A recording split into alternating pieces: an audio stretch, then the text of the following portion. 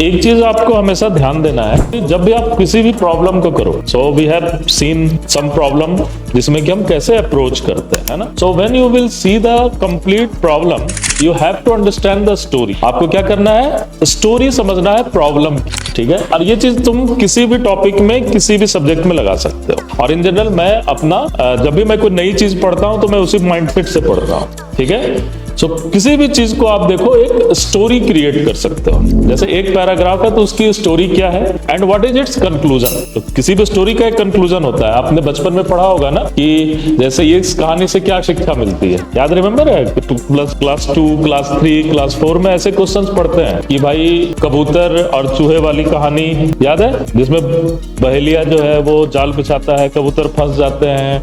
तो वो उस कहानी से आपको क्या शिक्षा मिलती है ना।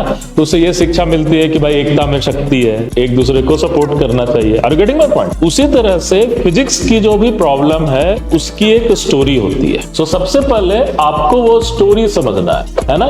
फिजिक्स की कोई भी प्रॉब्लम एक स्टोरी होगी और उस स्टोरी का एक लाइन में कंक्लूजन, ठीक है। तो जो भी प्रॉब्लम में जब भी देखोगे तो 3 लाइन, 4 लाइन, 5 लाइन, 6 लाइन लिखा हुआ होता है। तो that is the story and that story, उस स्टोरी का तुम्हें कंक्लूजन समझ, ठीक है। ये जो कंक्लूजन होगा, that conclusion will be asked into your exam. Are you getting my point? एक लंबी सी स्टोरी का जो कंक्लूजन होगा, that will be asked into your examination. Simple सी। अब देखो स्टोरी में डिफरेंट कैरेक्टर्स होते हैं, yes. So what are the characters in this particular story? इस स्टोरी के जो कैरेक्टर्स होंगे वो हमेशा आप इस तरह से ध्यान दोगे। There are, first you will find what are variable. Variable क्या है किसी भी स्टोरी का? What are parameter? पैरामीटर क्या है? फॉर एग्जाम्पल अगर हार्मोनिक ऑसिलेटर है तो x और x डॉट क्या हो गया? वेरिएबल हो गया। पैरामीटर उसका क्या हो गया? k हो गया। Are you getting my point और नॉट? m उसके पैरामीटर हो गए। Are you getting my point? So parameter और थर्ड जो होगा वो यूनिवर्सल कांस्टेंट हो, ठीक है।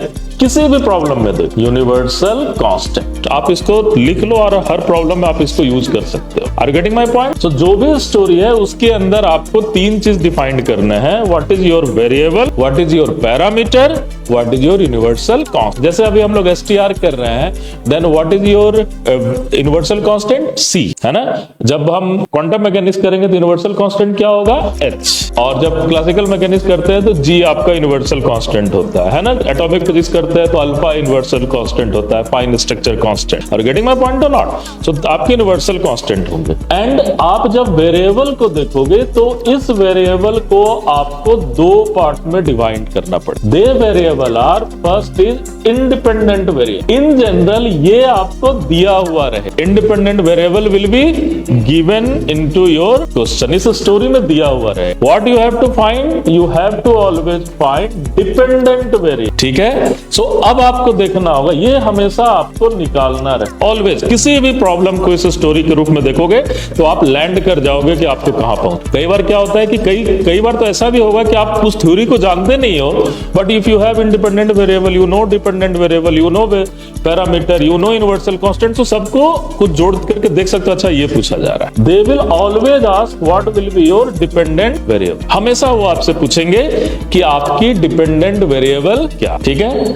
आपका काम क्या है? You have to write dependent variable as a function of independent variable, parameter and universal constant. आपका काम क्या है कि आप किसी भी डिपेंडेंट वेरिएबल को इंडिपेंडेंट वेरिएबल, पैरामीटर और यूनिवर्सल कांस्टेंट के टर्म में लिखो, ठीक है।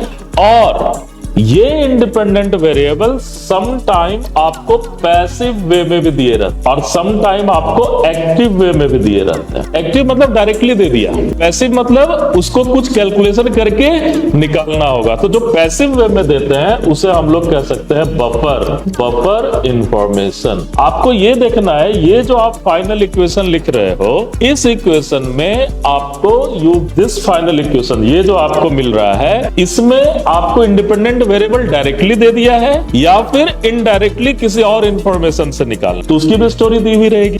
स्टोरी के अंदर और स्टोरी भी हो सकता है। Are you getting my point और नॉट? तो ये अगर आप देखोगे, और तब टफ क्वेश्चन कौन सा होता है जिसमें पैसिव के रूप में आपको इंफॉर्मेशन दिए रहते हैं। इजी क्वेश्चन कौन सा होता है जिसमें एक्टिव के रूप में दिए रहते हैं। Are you getting my point और not? This is the way that you can solve any problem, ठीक है। ये जो पैसिव इंफॉर्मेशन है और एक्टिव इंफॉर्मेशन है, इसको फाइंड करने के लिए आपको ये देखना है कि क्या आपके कॉन्सेप्ट और थ्योरी हैं और फॉर्मूले। That's it.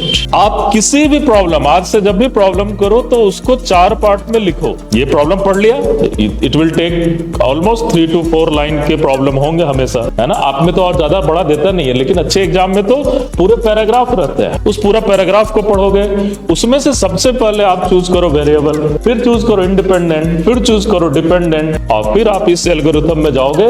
90% क्वेश्चन को आप स्ट्राइक कर पाओगे। 90% क्वेश्चन को आप बहुत ही इजीली स्ट्राइक कर पाओगे, क्योंकि मैं जब भी प्रॉब्लम सॉल्व करता हूं तो मैं सबसे पहले देखता हूं मुझे क्या पूछ रहा है और वो कहां कहां कनेक्टेड है, और वो जो भी कनेक्शन है वो हमारे स्टोरी में दिया हुआ है या नहीं, और उस स्टोरी का कंक्लूजन ये हमेशा दिमाग में रखा है कि नहीं। जैसे अगर मान लो क्वांटम मैकेनिक्स में पूछ रहा है what will be probability to find the thing, so यहां पर कंक्लूजन क्या हो गया? पोस्टुलेट्स 3 से रिलेटेड क्वेश्चन है। आर गेटिंग माय पॉइंट और नॉट? अगर क्लासिकल में पूछ रहा है कि भाई आपका एक्शन क्या होगा बिटवीन T1 to T2, तो वहां पर कंक्लूजन क्या हो गया कि हमें Lagrangian equation of motion solve करने आने चाहिए, है ना। इक्वेशन ऑफ मोशन होना चाहिए। Are getting? कंक्लूजन क्या हो गया यहां पर कि भाई x को अगर मैं फंक्शन ऑफ t लिख दूं, x डॉट को भी अगर मैं फंक्शन ऑफ t लिख दूं, तो मैं आराम से एक्शन के बारे में बात कर सकता। Are getting my point? So ये चीज आप ध्यान में रखो, और इसको चाहो तो आप फोटो भी खींच करके लगा सकते हो अपने कमरे में। आपके दिमाग में ये चीज छप जाना चाहिए कि आपको करना क्या है। इतना अगर आप हर प्रॉब्लम के साथ इतनी माइंड स्टॉर्मिंग करोगे, एंड आई एम 100% श्योर कि 50 to 60% क्वेश्चंस जो आपके रीच वाले हैं वो कभी गलत नहीं, क्योंकि ये मेरा खुद का किया हुआ प्रैक्टिस है, ठीक है। मुझे अनसॉल्व्ड क्वेश्चन सॉल्व करने में बहुत ही मजा आता है। तो ये मैं थ्योरी कम पढ़ता हूं, मैं क्वेश्चन ज्यादा सॉल्व करता हूं। I always go for the question. तो उसमें क्या होता है, मैं जस्ट इसी एल्गोरिथम को फॉलो करता हूं, एंड आई विल थॉट कि 90% केस में वो फिक्स रहता है। क्योंकि आपके एग्जाम में कोई ऐसा नहीं है कि रिसर्च बेस्ड क्वेश्चन पूछे जा रहे हैं, वैसे ही क्वेश्चन पूछे जा रहे हैं जो टेक्स्ट बुक में दिए हुए हैं। जो टेक्स्ट बुक में दिए हुए हैं उसकी एल्गोरिथम फिक्स है, इसी कारण वो टेक्स्ट बुक में दिया हुआ। Are getting my point? Are getting this thing?